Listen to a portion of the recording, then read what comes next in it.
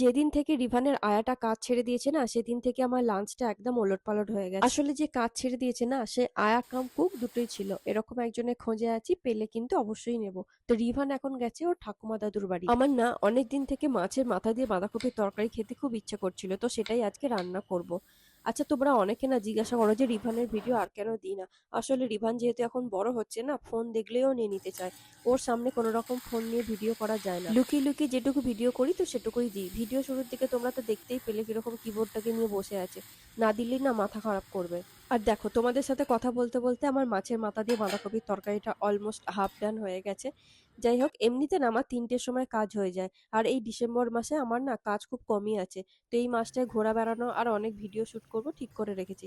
কিন্তু আদৌ কতটা করতে পারবো সেটা জানি না। মাছের মাথা দিয়ে এই শীতকালের বাঁধাকপির টেস্টই একদম আলাদা হয়। দারুণ খেতে হয়েছিল। এখন খাওয়া দাওয়া হয়ে গেছে, চলো আবার কাজে লেগে পড়ি। আবার দেখা হবে পরের ব্লগে। Bye bye.